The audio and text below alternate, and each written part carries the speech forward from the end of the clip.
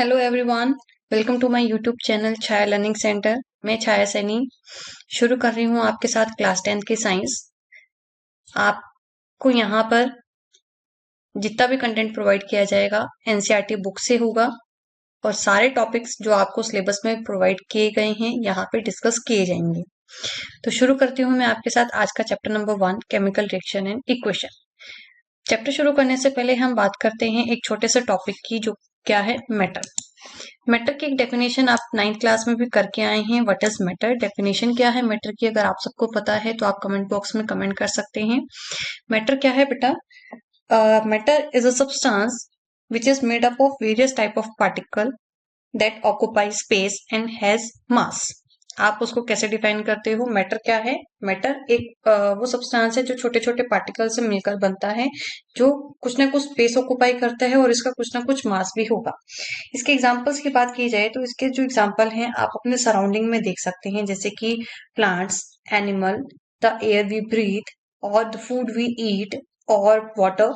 तो ये सारी जो कैटेगरीज हैं, ये सब जो एग्जाम्पल जो मैंने आपको दिए हैं, ये किस कैटेगरी में आप इसको डिफाइन करते हो? You will define them as a matter. तो आप अपने रूटीन में बहुत सारे चेंजेस ऑब्जर्व करते हो, छोटे छोटे चेंजेस आप ऑब्जर्व करते हो। अब इन चेंजेस को हम डिफाइन करते हैं, आप इनको कैटेगराइज करते हो दो नाम से। दो नाम इनको दिए गए हैं, कौन कौन से हैं? एक है फिजिकल चेंज, दूसरा है केमिकल चेंज। ये चेंजेस फिजिकल भी हो सकते हैं और केमिकल भी हो सकते हैं। बात करते हैं फिजिकल चेंजेस के बारे में। फिजिकल चेंजेस बच्चे आपके वो चेंजेस होते हैं जो एक्सटर्नली चेंजेस हो रहे हैं।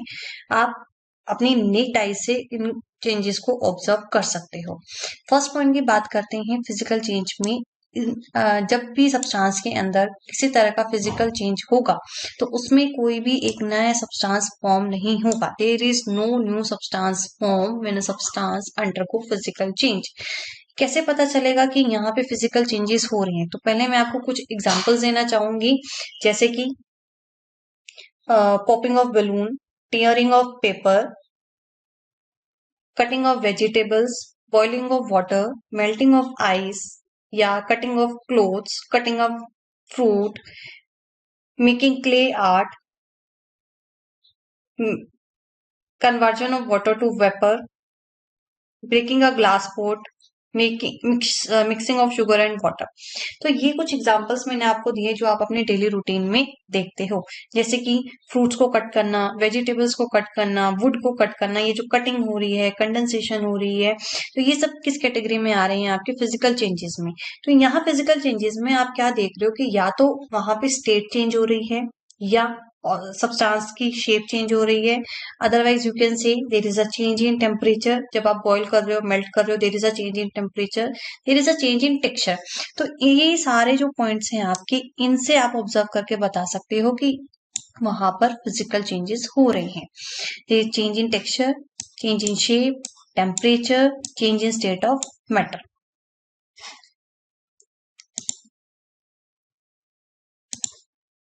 नेक्स्ट पॉइंट की मैं बात करती हूँ फिजिकल चेंजेस के अंदर। तो नेक्स्ट क्या कहते हैं? When a substance undergoes physical change. जब भी सब्सटेंस के अंदर किसी तरह का फिजिकल चेंज होगा, इसकी जो कॉम्पोजिशन है वो सेम रहेगी। इसको हम इस पॉइंट से समझते हैं, melting ice into water. Ice का मेल्ट होना पानी में, वाटर को हीटअप करना, जिससे वो किस में चेंज हो जाएगा? स्टीम में। तो यहाँ पे जब इसकी स्टेट चेंज हो रही है, लिक्विड से वेपर में या सॉलिड से लिक्विड में, जब स्टेट चेंज हो रही है, लेकिन यहाँ पे जो वाटर की स्ट्रक्चर है वो सेम रहेगी। इसकी जो स्ट्रक्चर है, वाटर की स्ट्रक्चर सेम रहेगी। सिर्फ किसका चेंज आएगा? आपकी जो स्टेट है वो चेंज हो जाएगी, सॉलिड, लिक्विड, गैस। तो यहाँ पे आप कह सकते हो थर्ड पॉइंट क्या कह रहे हैं कि when a substance undergo physical change. जब भी किसी तरह का फिजिकल चेंज है, उसकी जो कॉम्पोजिशन है, जिस चीज से वो मिलके बना है, वो कॉम्पोजिशन सेम रहने वाली है। उसकी कॉम्पोजिशन में किसी तरह का कोई भी चेंज नहीं आएगा। फोर्थ पॉइंट क्या कहता है? It is easily reversible. ये जो चेंजेस हैं आपके इजिली रिवर्सिबल होते हैं।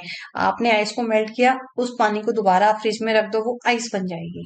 तो ये चेंज क्या है? आपके इजिली रिवर्सिबल है, अपनी ओरिजिनल स्टेट को वापस गेन कर लेते हैं।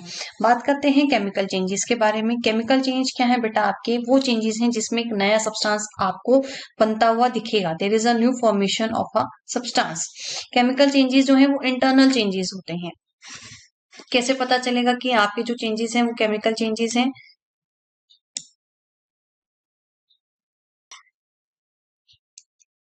केमिकल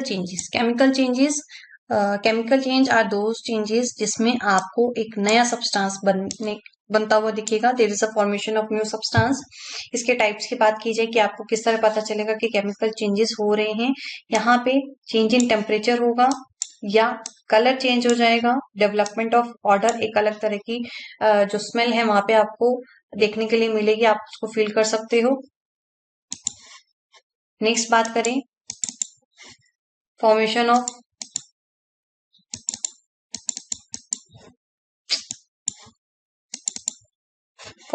प्रेसिपिटेट,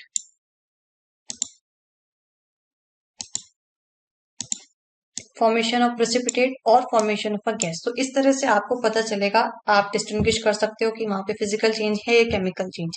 केमिकल चेंजेस में क्या हो रहा है, प्रेसिपिटेट्स फॉर्म हो रहे हैं, गैस फॉर्मेशन होगी, या फिर there is a development of order, change in colour. इस तरह से आप डिस्टिंग्विश कर सकते हो। थर्ड पॉइंट की हम बात करते हैं। थर्ड पॉइंट में आपको क्या बोला गया है, इन chemical changes composition of substances change. आपने अभी पढ़ा है कि फिजिकल चेंज में किसी भी तरह से जो कॉम्पोजिशन है वो चेंज नहीं होगी, जो उसकी कॉम्पोजिशन है वो सेम रहने वाली है। लेकिन केमिकल चेंजेस में क्या होता है बच्चे, जो कॉम्पोजिशन है वो चेंज हो जाती है। Substance composition of substances change which require the breaking and forming of chemical bond during a chemical reaction. Chemical reaction के टाइम पे क्या होगा, वहां पे जो केमिकल बॉन्ड्स जिस वो बॉन्ड बना हुआ है, वो सब्सटेंस जिस बॉन्डिंग के थ्रू बने हैं वो क्या होंगे, ब्रेक होंगे और नई फॉर्मेशन वहां पे होगी। फोर्थ पॉइंट की हम बात करते हैं, it can not be easily reverted back into their original state. ये अपने ओरिजिनल स्टेट को इजिली गेन नहीं कर पाते as compare to physical changes. Physical changes easily अपनी ओरिजिनल स्टेट को गेन कर लेते हैं, लेकिन जो केमिकल चेंजेस हैं वो अपनी ओरिजिनल स्टेट को गेन नहीं कर सकते। It can not be easily reverted back into their original state. इसके एग्जांपल्स की बात की जाए, जैसे कि burning of wood, a chemical cold back in first state, rotting of food, rusting etcetera. एक लकड़ी को अगर आप जला दोगे तो आप उसको दोबारा से लकड़ नहीं बना सकते हो। कोई फूड अगर खराब हो गया है तो आप उसको दोबारा से ठीक नहीं कर सकते। आयरन के ऊपर जंग लग जाता है तो आप उसको दोबारा से क्या कर सकते हो, आप उसको पेंट करके तो ठीक कर सकते हो, लेकिन वो रस्टिंग हो जाती है। और यहाँ पे मैं आपको एग्जांपल देना चाहूंगी केमिकल चेंजेस के, जैसे कि making popcorn, digestion of food, melting of sugar, burning of candle, frying egg, rotting of food, cooking of food, burning of paper, fermentation, decomposition of waste, photosynthesis, fermentation, lightning mastic. So these are some examples जो आप observe करते हो और उनको observe करके आप distinguish कर सकते हो कि वो किस कैटेगरी के अंदर आते हैं, फिजिकल चेंजेस के अंदर या फिर केमिकल चेंजेस के अंदर। तो ये कुछ पॉइंट्स आपको ऐसा डिफरेंस दिए गए हैं फिजिकल चेंज और केमिकल चेंज के। इन पॉइंट्स में अगर कोई डाउट है तो आप मुझसे पूछ सकते हैं।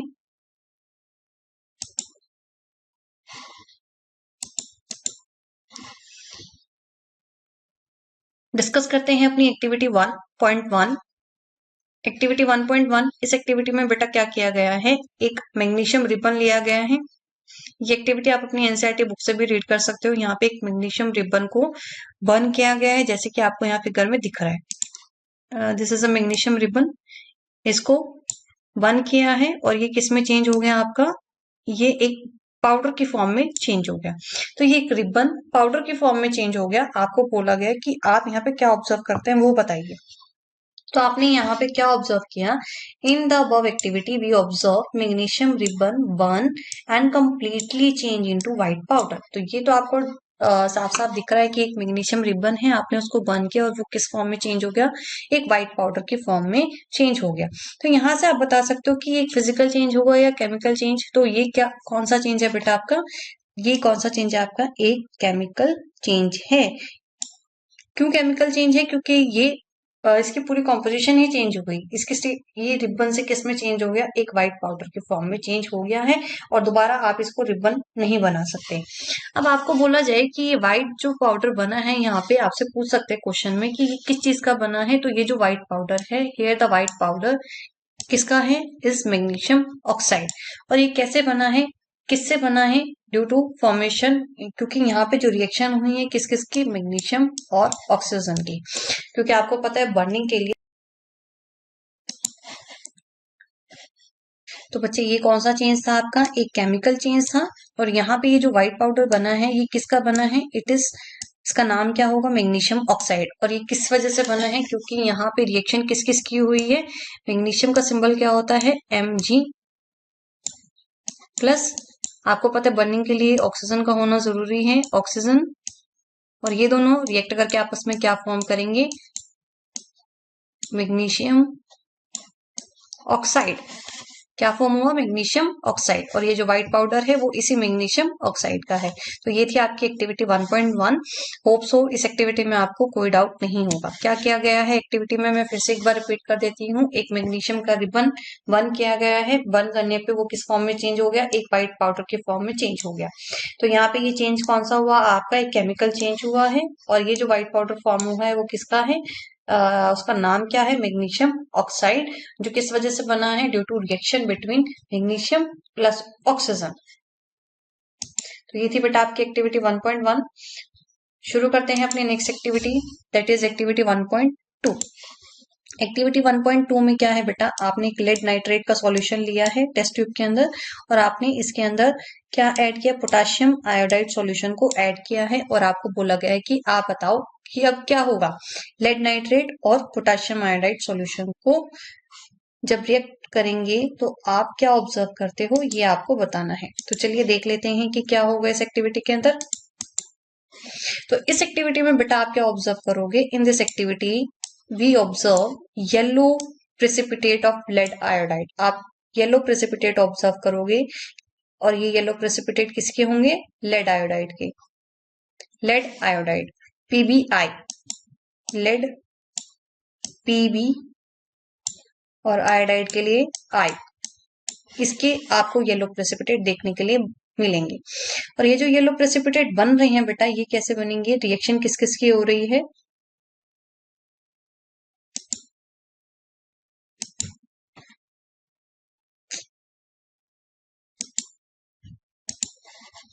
रिएक्शन किस किस के बीच में हो रही है, lead nitrate react with potassium. Lead nitrate की रिएक्शन मैं आपको बता देती हूँ, PbNO3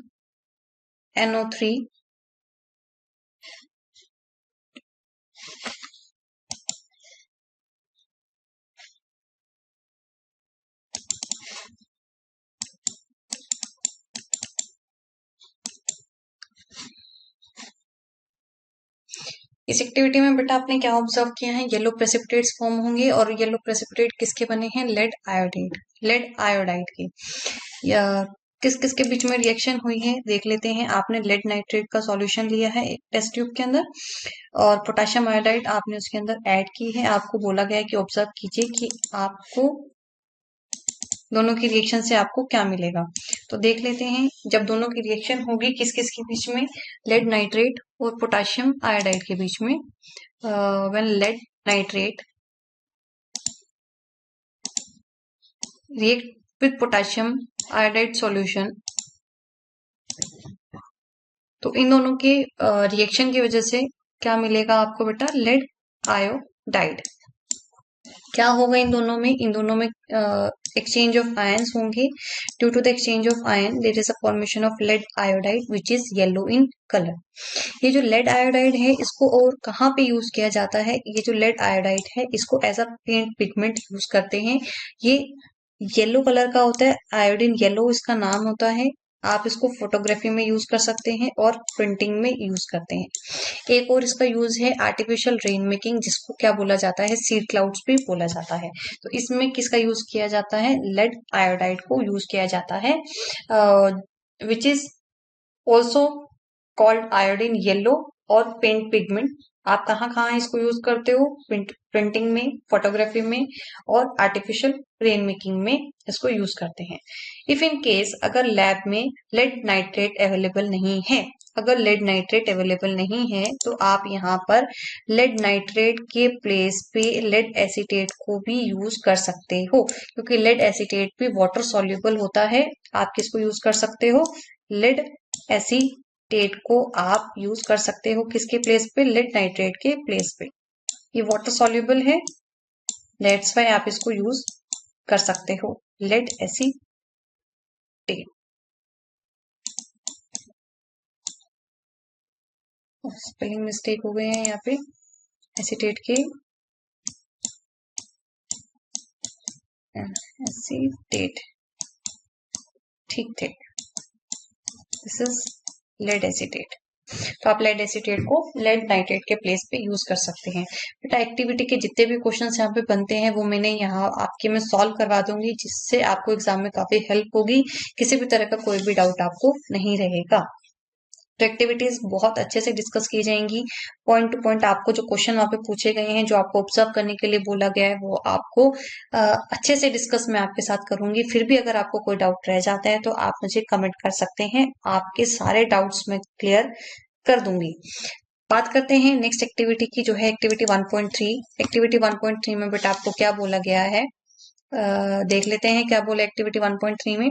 आपको लेना है take few zinc granules in a conical flask और a test tube. Zinc granules लेने हैं, फिर आपको क्या करना है, डाइल्यूट हाइड्रोक्लोरिक एसिड या फिर सल्फ्यूरिक एसिड आपको उसमें ऐड करना है,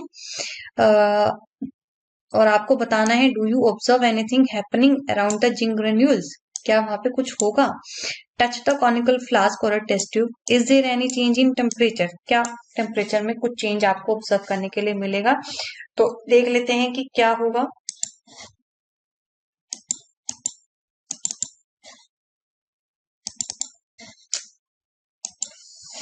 ये है कॉनिकल फ्लास्क, कॉनिकल फ्लास्क में जिंक ग्रेन्यूल्स लिए हुए हैं, ये जिंक ग्रेन्यूल्स आपको दिख रहे हैं यहाँ पे, ये डाइल्यूट सल्फ्यूरिक एसिड इसके अंदर है, और आपको बताना है कि इस एक्टिविटी में क्या हो रहा है। तो देख लेते हैं कि इस एक्टिविटी में क्या होगा। In this activity we observe, क्या ऑब्जर्व कर रहे हैं, किसकी फॉर्मेशन हो रही है, there is a formation of gas, और कौन सी गैस है, हाइड्रोजन गैस। कैसे पता चलेगा कि यहाँ पे हाइड्रोजन गैस फॉर्म हुई है, तो जब भी हाइड्रोजन गैस फॉर्म होती है वहां पे कौन सी साउंड प्रोड्यूस होती है, एक पॉप साउंड होती है, एकदम जैसे ढक्कन ओपन करते हैं ना, तो एक पॉप साउंड की आवाज आएगी। तो आप समझ जाना कि वहां पे कौन सी गैस फॉर्म हुई है, हाइड्रोजन गैस फॉर्म हुई है। कैसे फॉर्म हो रही है, क्योंकि जब आपने डाइल्यूट सल्फ्यूरिक एसिड को, यानी कि H2SO4, सल्फ्यूरिक एसिड का फॉर्मूला होता है H2SO4, H2SO4 को आपने पोर किया जिंक ग्रेन्यूल्स के ऊपर, तो क्या होगा। चलिए देखते हैं इस एक्टिविटी में आपने क्या ऑब्जर्व किया है। इस एक्टिविटी में आप क्या ऑब्जर्व करोगे, जैसे ही आप सल्फ्यूरिक एसिड को पोर करते हो जिंक ग्रेन्यूल्स के ऊपर, आपने एक फॉर्मेशन आपने ऑब्जर्व किया है कि यहाँ पे कौन सी गैस फॉर्म हुई है, हाइड्रोजन गैस। और हाइड्रोजन गैस को कैसे आइडेंटिफाई करते हैं, वहां पे किस तरह की साउंड प्रोड्यूस होती है, एक पॉप साउंड प्रोड्यूस होगी। तो आपने समझ आना है कि वहां पे कौन सी गैस फॉर्म हो रही है, हाइड्रोजन गैस फॉर्म हो रही है। तो जैसे ही आप सल्फ्यूरिक एसिड को पोर करते हो जिंक ग्रेन्यूल्स के ऊपर, सल्फ्यूरिक एसिड का फॉर्मूला बच्चे होता है H2SO4। जैसे ही आप इसको पोर करते हो जिंक ग्रेन्यूल्स के ऊपर, जिंक जो है मोर रिएक्टिव होता है देन हाइड्रोजन। तो क्या होगा, यहाँ पे आपसे पूछा गया था कि आप क्या ऑब्जर्व करते हो, यहाँ पे ये जो रिएक्शन है ये किस तरह की रिएक्शन होगी, एक एक्सोथर्मिक रिएक्शन है, and we can also observe a small rise in temperature. 3 question यहाँ पे आपसे पूछे गए थे, तीनों क्वेश्चन मैंने आपके साथ यहाँ पे डिस्कस किए हैं। आपको बोला गया था जैसे ही आप सल्फ्यूरिक एसिड उसमें ऐड करते हो, क्या आपने ऑब्जर्व किया, आपने ऑब्जर्व की हाइड्रोजन गैस वहां पे फॉर्म हुई है, there is a formation of hydrogen gas. दूसरा आपसे पूछा गया था is there any change in temperature, क्या टेम्परेचर में कुछ चेंज होगा। Yes, there is a change in temperature. There is a small rise in temperature. यहाँ पे जो जिंक है वो मोर रिएक्टिव है देन हाइड्रोजन।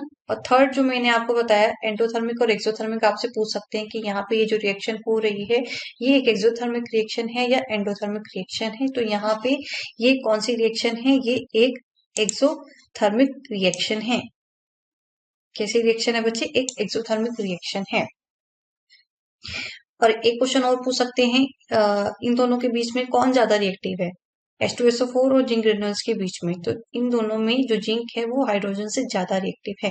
तो जिंक क्या करेगा? हाइड्रोजन को रिप्लेस करेगा और जिंक की जगह क्या अपनी पोजीशन को ले लेगा, जो बन जाएगा जिंक सल्फेट। और यहाँ से ये हाइड्रोजन गैस ये रिलीज हो जाएगी, जिसकी फॉर्मेशन यहाँ पे आपको देखने के लिए मिली है। तो इसकी रिएक्शन कुछ इस तरह से बन जाएगी, जिंक प्लस H2SO4 और यहाँ पे ये जो जिंक है ये इसको रिप्लेस कर देगा, तो ये बन गया जिंक सल्फेट ZnSO4, साथ में formation of gas which is hydrogen gas. और हाइड्रोजन गैस को आप कैसे आइडेंटिफाई करते हो? एक पॉप साउंड वहां पे प्रोड्यूस होगी, वहां से आप समझ सकते हो कि कौन सी गैस फॉर्म हुई है, कौन सी गैस फॉर्म हुई है, हाइड्रोजन गैस फॉर्म हुई है। तो बच्चे यहाँ तक हमने क्या डिस्कस किया, एक बार दोबारा से हम रिकॉल कर लेते हैं। हमने आज की क्लास में हमने क्या डिस्कस किया है? हमने मैटर के बारे में डिस्कस किया, हमने फिजिकल चेंजेस और केमिकल चेंजेस के बारे में डिस्कस किया है, फिर हमने 4 एक्टिविटीज की हैं। पहली एक्टिविटी में हमने क्या किया? मैग्नीशियम रिबन को बर्न किया है। मैग्नीशियम रिबन को जैसे ही आपने बर्न किया वो एक व्हाइट पाउडर की फॉर्म में चेंज हो गया, और वो जो व्हाइट पाउडर है वो किसका है? मैग्नीशियम ऑक्साइड का है। दूसरा हमने उसमें बोला वो किस तरह का चेंज हो रहा है, एक फिजिकल चेंज है या केमिकल चेंज है? तो वो एक केमिकल चेंज है। दूसरी एक्टिविटी में हमने क्या किया है? दूसरी एक्टिविटी में देख लेते हैं, दूसरी एक्टिविटी में जल्दी से रिकॉल कर लेते हैं वापस से क्या किया हमने सेकंड एक्टिविटी के अंदर। सेकंड एक्टिविटी में लेड नाइट्रेट का सॉल्यूशन हमने एक टेस्ट ट्यूब में लिया था और पोटेशियम आयोडाइड सॉल्यूशन उसके अंदर हमने ऐड किया। तो यहाँ पे हमें क्या दिखा था? यहाँ पे हमें येलो प्रेसिपिटेट्स मिले थे, और ये येलो प्रेसिपिटेट किसके हैं? लेड आयोडाइड के हैं। यहाँ पे क्या हो रहा है? दोनों के बीच में रिएक्शन कैसे हो रही है? Due to exchange of ions. Ions exchange हो रहे हैं and there is a formation of lead iodide, formation of precipitates of lead iodide. जो किस कलर के हैं? प्रेसिपिटेट येलो कलर के हैं। लेड आयोडाइड का अगर आपसे यूज पूछ ले कि लेड आयोडाइड को कहाँ पे यूज करते हैं, तो इसको आप प्रिंटिंग में, फोटोग्राफी में या सीड क्लाउडिंग में यूज करते हैं। नेक्स्ट आपसे पूछा जाए जिंक ग्रेन्यूल्स के बारे में। नेक्स्ट एक्टिविटी थी आपकी एक्टिविटी 1.3। इस एक्टिविटी में आपने जिंक ग्रेन्यूल्स लिए थे, जिंक ग्रेन्यूल्स के ऊपर हाइड्रोक्लोरिक एसिड को पोर किया था। तो यहाँ पे आपने क्या ऑब्जर्व किया? एक हाइड्रोजन गैस फॉर्म हो रही है, और साथ में ये एक तरह की एक एक्सोथर्मिक रिएक्शन है, और यहाँ पे एक स्मॉल राइज इन टेम्परेचर आपको ऑब्जर्व करने के लिए मिलेगा। तो ये थी आज की हमारी क्लास। इसी के साथ अगर आपको कोई डाउट है तो आप कमेंट करके कमेंट बॉक्स में मुझसे पूछ सकते हैं। Thank you.